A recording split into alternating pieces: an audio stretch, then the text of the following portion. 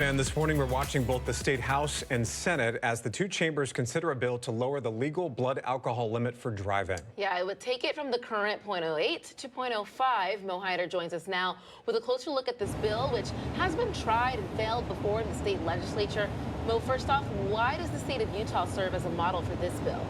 Yeah, Ty, remember, this is the only state in the country that has the blood alcohol level at .05 compared to .08. Now, a study and data from the U.S. Department of Transportation does show that results were there when this law was enacted back in 2019. The same data shows about a 20% drop when it came to fatal crashes in the state of Utah. And that's exactly why Washington lawmakers want to pass this bill into law here. They're hoping they can replicate those similar results. Again, that was back in 2019 when that law was enacted in Utah. Well, there's no doubt that deadly crashes have been on the rise in recent years. Data backs that up. But what do supporters say that this bill would do to curb that?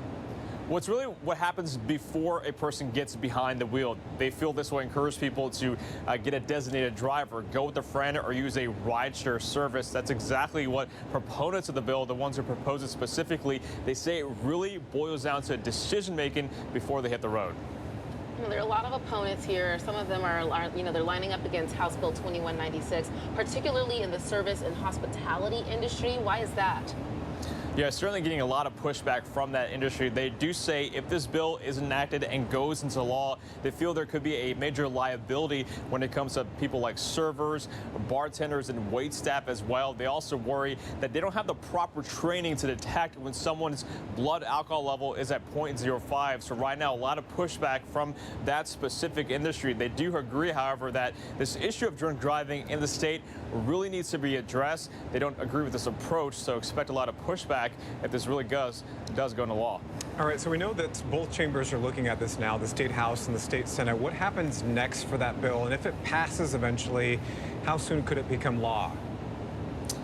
Yeah, Steve, well, the session ends on March 7th. With the bill the way it is, it could take effect July 1st of this year, but that very well could change. Now, this is very different than last year. A lot more momentum. Last year, remember, it didn't even leave the Senate floor.